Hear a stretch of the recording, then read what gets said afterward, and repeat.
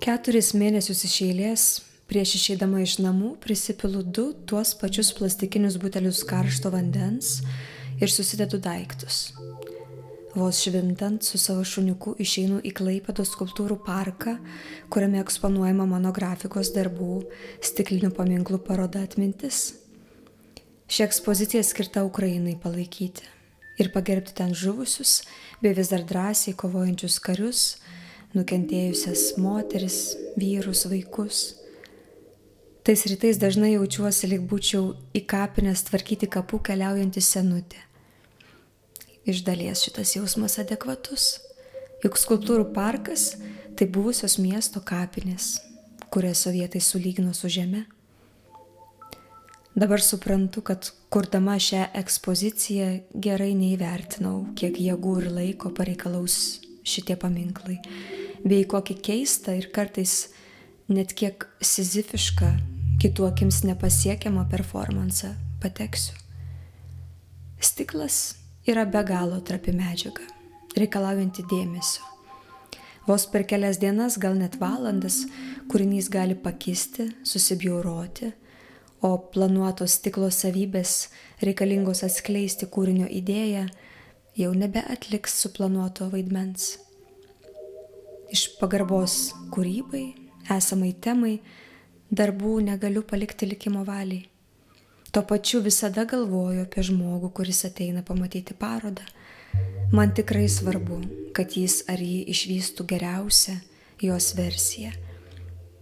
Aišku, neįmanoma visko suvaldyti, bet stengtis verta.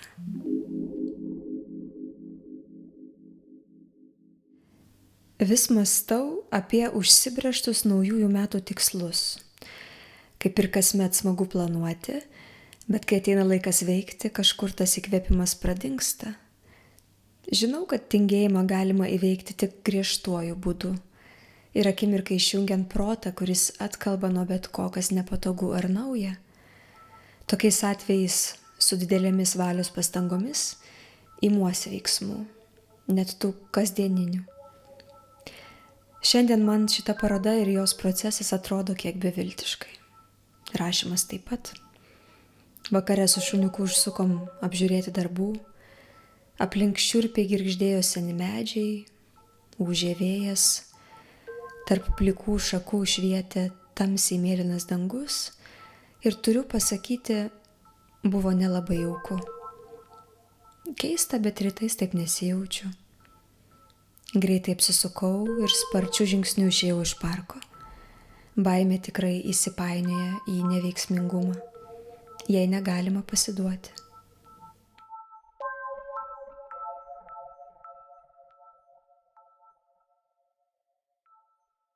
Šiandien labai gražiai pusto, tokiom lyg sniego dulkėm.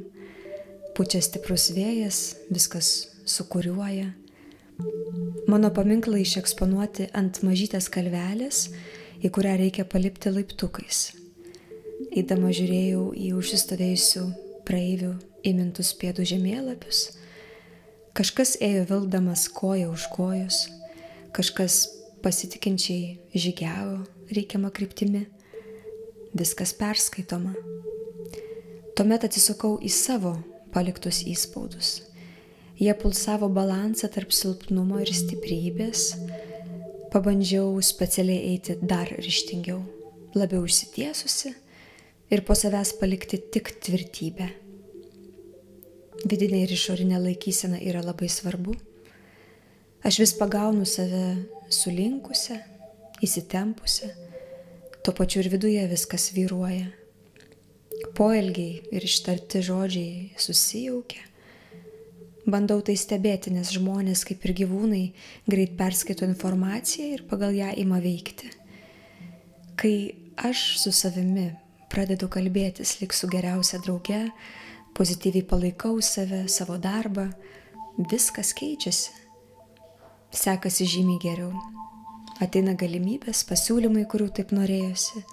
Viskas prasideda nuo mūsų pačių mąstymo, mūsų vidinių giluminių jausmų. Keliukas iki ekspozicijos šį rytą nepramintas. Aš esu pirmasis šio kelio svečias. Visai geras jausmas. Nors kai gruodį buvo prisnigę iki kelių ir nerasdavau jokių pėdsakų, užplūsdavo toks liūdesys. Per visą dieną prie kūrinių tikriausiai nebuvo atėjęs nei vienas žmogus. Vienaip ar kitaip, procesas vyksta.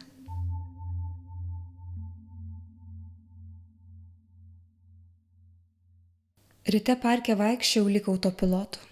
Mintis skraidė kažkur visai kitur. Aš vis pagaudavau, kad nesu čia ir dabar, aš nematau, kur einu, kas mane supa. Kūnas lyg užprogramuotas, atliko reikiamus veiksmus. Įdomus jausmas, bet visgi taip paskęsti savyje nėra sveika. Tad vis save būdinau. Paminklų siluetai man priminė vaikystėje kieme kurtus sekretus, po stiklo gabaliukais paslėptus akmenukus, gėlytes, šakeles, raštelius. Ir tik mes vieni žinojome, kur buvo ta ypatinga vieta. Visada su savimi nešiojamės stebuklingas mažytės paslaptis. Staiga garsiai sulojo mano šuo ir aš vėl per akimirką grįžau į savo autopiloto būseną.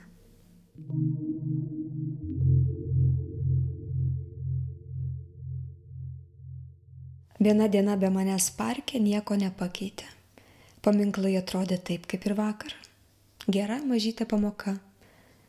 Man patinka mintis, gal net labiau jausmas, kad be mūsų pasaulis suktųsi lygiai taip pat, kaip sukosi iki tol. Tad nereikia susireikšminti. Svarbu nepamiršti, kad per daug priežiūros, kontrolės, meilės niekam nėra sveika.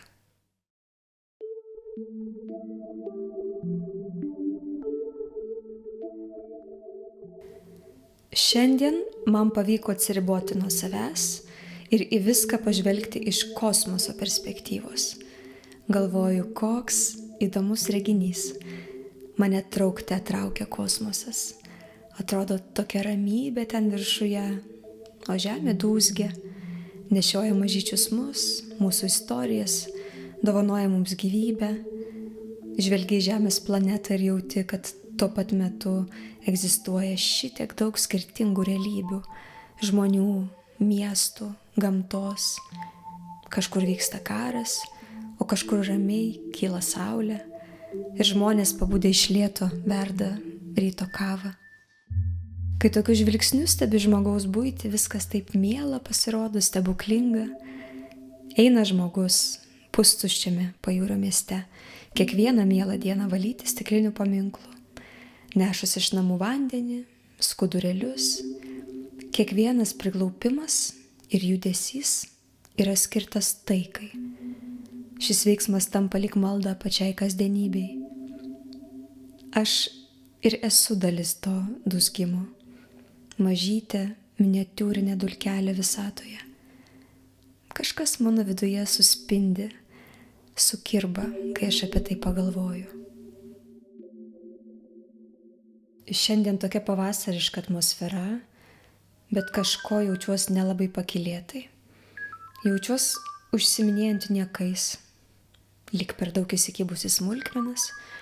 Turiu omeny šitą parodą, vaikščiojimą į parką kasdien. Ar tai nėra apgailėtina? Ar tuo tikrai turėtų užsiimti menininkas? Kada man reikėtų pasakyti, kad jau gana? Gal aš per daug noriu išgyvenimo ir gal aš per daug nuvertinu save kūrybos ir darbo kontekste. Turbūt griežčiau reikėtų nubrėžti ribas. Kai vyko projekto pristatymas, direktorius iškėlė darbų priežiūros klausimą. Aš pasimečiau ir kažką neaiškaus atsakiau.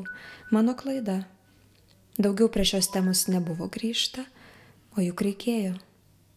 Reikėjo dar ir apmokėjimą už darbą drąsiai aptarti. Ar normalu jaunam kūrėjui nieko negauti? Gal kokius mainus galėjom sugalvoti, jeigu jau ne pinigais atsiskaitom? Lieka tik pasimokyti iš tos situacijos ir ateityje elgtis kitaip. Buvau parke ir šį rytą, Nuo stiklo plokščių nubraukiau negražiai išdžiūvusias vandens ratilų linijas, palaukiu, kol apdžius ir grįžau namo darbuotis.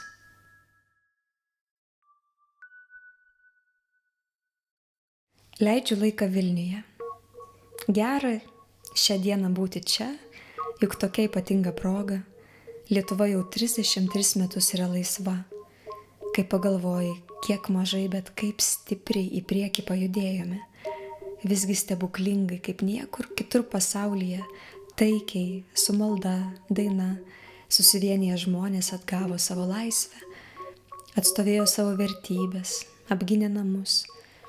Ir tik dėl mūsų tėvų, senelių ir visų protėvių tikėjimo, nepailstamo darbo, kančios, mes šiuo metu esame laisvi.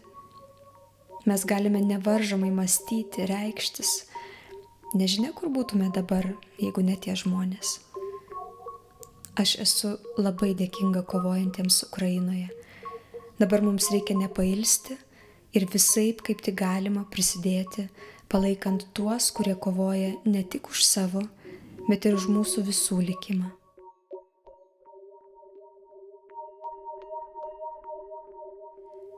Ant stiklinių paviršių po sniego pataliukai susiformavo grubus ledas, susimaišė su purvu. Per jį visai nesimatė piešinių. Užpyliau vandens ir per vieną akimirką nuo šilumos išryškėjo grafika.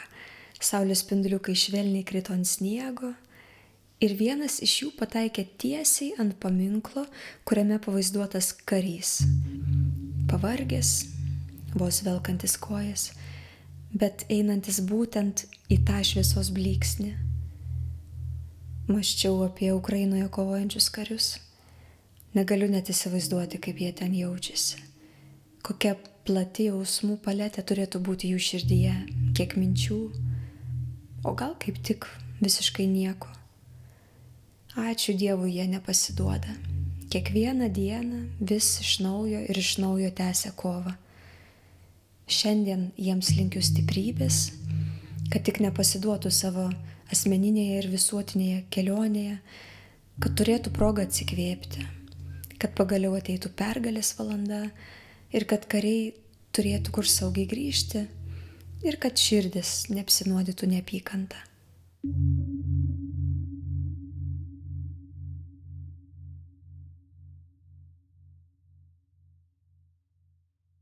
Šį rytą švietė saulė. Tarp medžių šakų driekėsi žydro dangaus gabaliukai, tyrai baltutėlis sniegas blizgėjo šviesoje, nuostabus grožis. Širdis visad sušvinta tokiais rytais. Aš vėl pagavau save galvojant, iš kur blogis mumise atsiranda, jeigu atsiranda.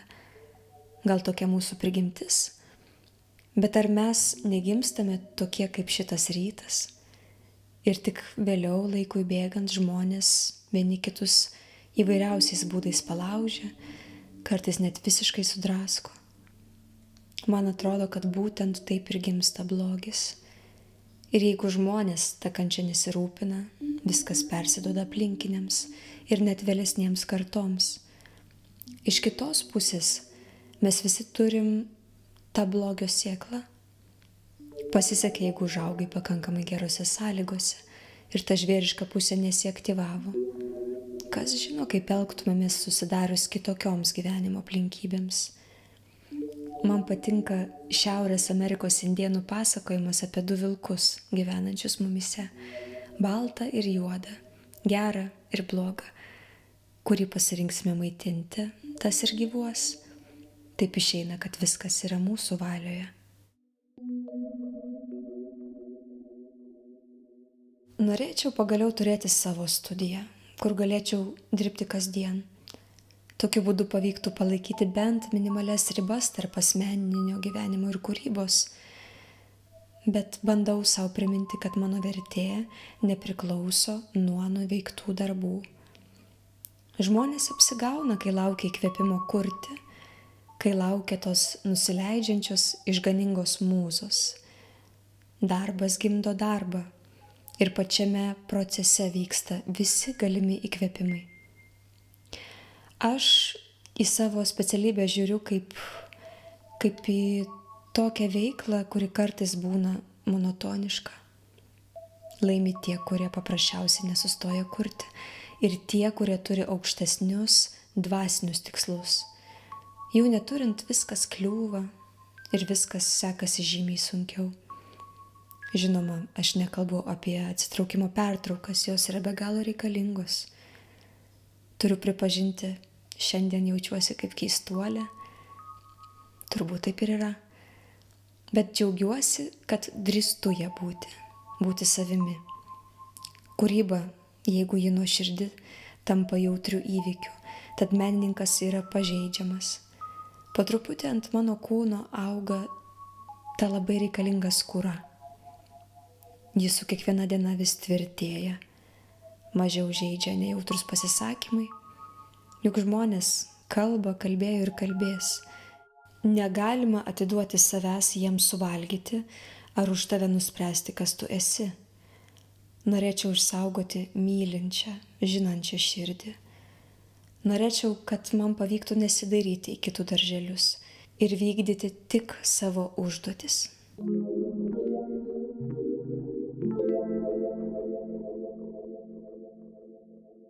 Vakar nupjovė senuką medį, kuris augo visai šalia ekspozicijos. Liūdnai atrodė per kelią pažirusios jo šakos, o likęs storas kelmas baltavo pilkame rūke. Viskas taip laikina, trapu, čia yra, čia nėra. Tvarkydama paminklus galvojau, kad vis nerandu balanso tarp rimties ir humoro. Visokios filosofijos sukinėjasi galvoje, o kartais viskas atrodo žemiška ir juokingai kvaila. Taip pat jaučiu, kad esu kiek per daug susikoncentravusi į išorę ir nukrypusi nuo esmės. Džiaugiuosi, kad pavyksta sąmoningai stebėti save. Iš tiesų, man taip gera piešti, kurti. Tas džiugesys turi jaustis ir darbuose, ir visuose mano žingsniuose. Šiuo metu truputį vengiu žmonių, susitikimų. Sprendžiant kūrybinius rebusus reikia susikaupimo. Visko pradžia vyksta giliausiuose sielos kertelėse. Tyli vidinė vienatvė, skaidrus horizontas. Iš ten atkeliauja idėjos. Labai svarbu saugoti tą horizontą, ypač būnant chaoso apsuptyje. Kuriant man reikalinga maksimali ramybė ir nesuvaržytas laikas. Jeigu žinau, kad už poros valandų reiks kažkur išeiti, net nepradedu paišyti.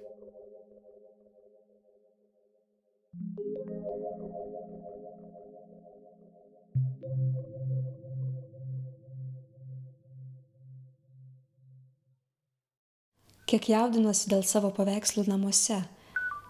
Jų sparčiai daugėja, namai tampa vis ankštesni, darosi vis labiau nepatogu prieš Arminą, bet jis šio klausimu toks nuolaidus, galvojant apie tai net širdį suspaudžia. Aš esu jam labai dėkinga už palaikymą, meilę, pagalbą šiame keistame, bet ypatingame kelyje. Tikiu, kad ateityje viskas bus geriau. Gyvensime namūkyje, atsiras daugiau vietos paveikslams, linksmai prisiminsim šitą laikotarpį. Pastebėjau, kad paskutiniu metu esu itin prisirišusi prie savo kūrinių. Man sunku juos paleisti. Norisi juos išsaugoti ateičiai, bet niekas nežino, kas mūsų laukia, tai kaip elgtis. Juk reikia pinigų pragyvenimui. Jeigu taip viską kaupsiu, teks ieškoti papildomo darbo ir kurti tik tuomet, kai pasitaikys laisva minutė. Ne, labai nenorėčiau taip gyventi. Ir taip negyvensiu.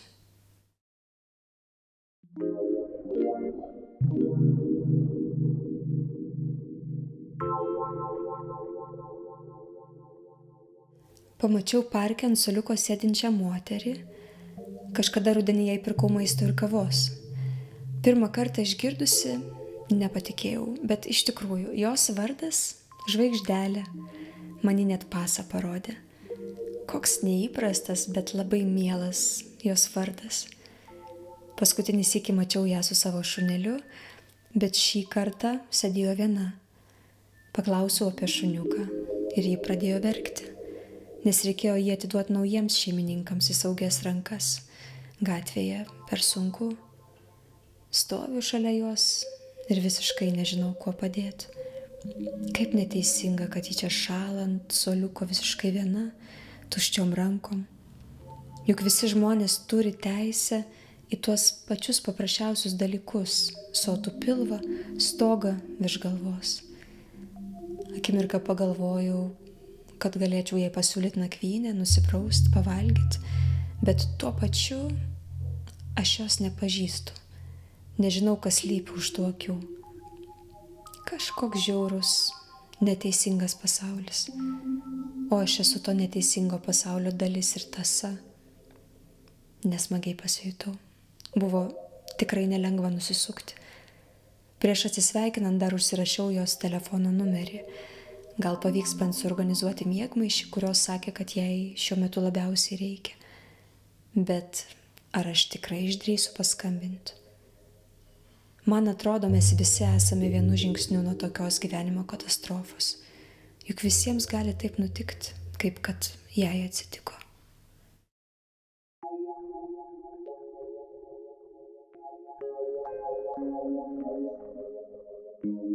Šiandien mano vardadienis. Mama pasakojo, kad naktį prieš man gimstant ji susapnavo šį vardą ir todėl pavadino Urte. Iš graikų kalbos tai reiškia Dievo dovana. Esu įsitikinusi, kiekvienas žmogus yra apdovanotas. Nebūtina koncentruotis tik į meninės krypties dovanas. Gal kažkas yra nuostabus draugas, ar ruošia skaniausią pasaulyje kavą, arba įkvepia siekti svajonių.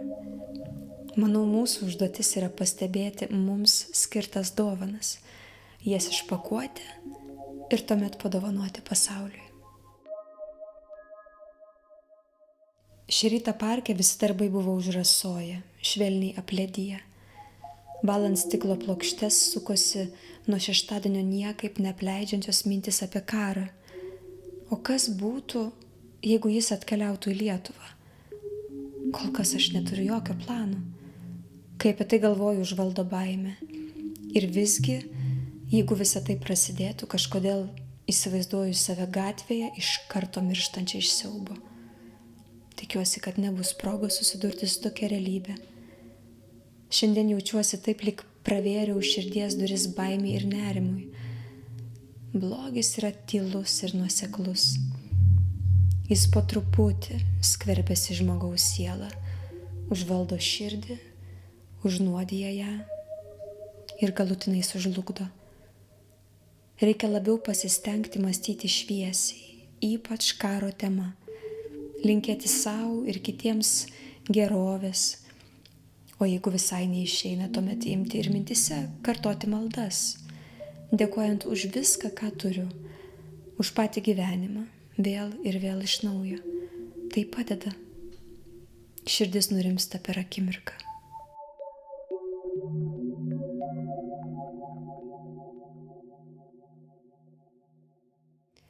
Prie paminklų šiandien nebuvau. Jaučiu, kad labai atsibodo man ten vaikščioti. Tikriausiai reikia atsitraukti ir pailsėti.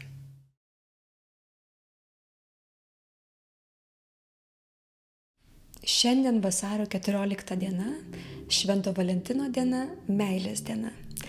Esu traukinyje pakeliui į Vilnių. Atvykusi pasveikinsiu brolį su gimtadieniu ir savo šeimai bei keliems draugams padovanosiu kvietimus į mūsų su Arminu vestuves. Labai mielas meilės veiksnių sutapimas. Jaučiuosi dėkinga, apdovanota meilė, gyvenu šviesų, nors kartais ir nelengva gyvenimą. Bet aš vis tiek jaučiuosi mylima ir mylinti. Giliausiose sielos kertelėse jaučiu, kaip kūryba mane įžemina, suteikia gyvenimui sielą. Žinau, kad ir kitiems tai reikalinga. Todėl nepasiduodu ir kantriai laikausi. Juk meilė yra kasdienis, kantrus pasirinkimas. Šiandien prie paminklų nebuvau, bet dėl to jaučiuosi ramiai.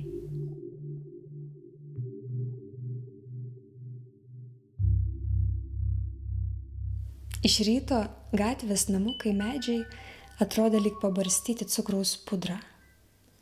Kai ėjau parku, įsivaizdavau, kad einu virš cukrinių debesų. Jaučiausi ramiai.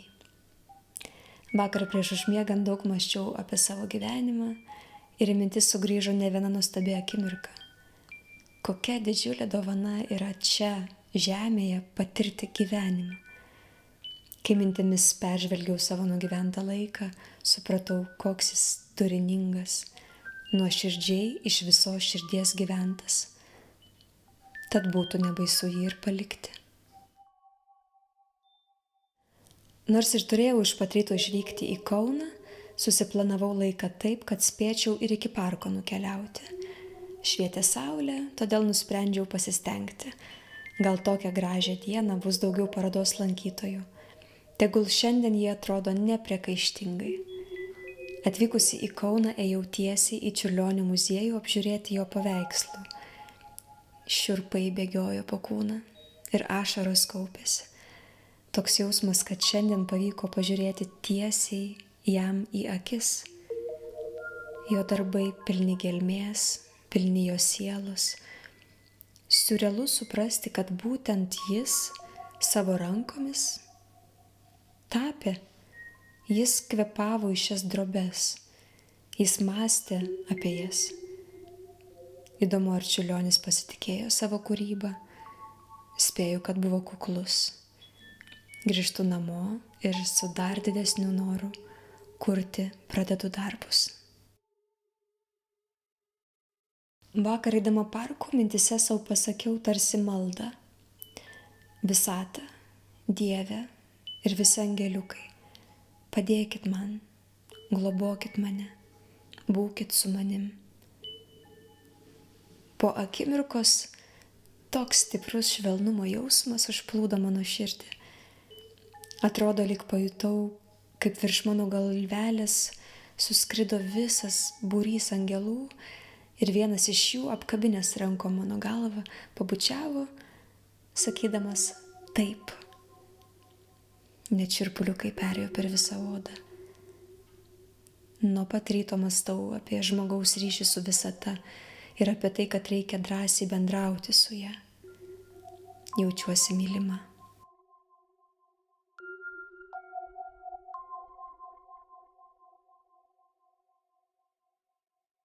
Šiomis dienomis viskas žymiai jautriau. Kiekvienas sutiktas žmogus kažkaip keistai mane veikia. Jų žodžiai sminga tiesiai į širdį. Vis dar nepavyksta tam tikrose situacijose pasakyti ne. Esu per atvira. Bet sau sakau, aš tik žmogus.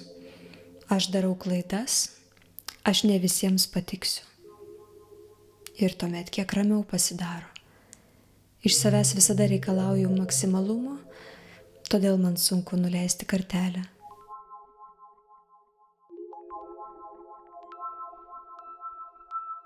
Atėjusi prie paminklų tyrinėjau snaiges ant stiklinių paviršių tik nusileidusias iš dangaus. Visos tobulai netobulos, stebuklingų formų. Tai yra tikras grožis. Per akimirką virstantis skaidriais vandens lašeliais ir greitai nubėgančiais per paminklus, lyg ašarėlės nuo veido. Galiausiai pasiekusios žemė išnyksta, susilieja į visumą. Kiekvienas lašelis pamaitina augaliukus, vabaliukus, senus ir jaunus parko medžius. Ir mes esam kaip tie lašeliai. Esame vienas kitam. Veikiam pasaulį, kitų gyvenimus, kartais visai to nežinodami, gal drugelio efektu. Manau, reikia nepamiršti, kad kiekvienas veiksmas ir žodis niekur nepradingsta. Jie yra veiklus. Negalim gyventi bet kaip. Žinau, kad kiekvienas galime atnešti pokytį pasaulyje. Mes esame stebuklingos visumos dalis. Kai per tokią perspektyvą, per tokį lęšį žvelgi į save ir kitus, kažkokia esminė švara ir meilė užgimsta. Paskutiniu metu daug galvoju apie tikėjimą, kokia tai visgi didžiulė jėga. Tai yra grynas žinojimas, stipriai laikantis tave už rankos ir vedantis per ugnį, vandenį, per sausras, reikia bandyti jį kurti ir saugoti nuo bet kokių abejonių.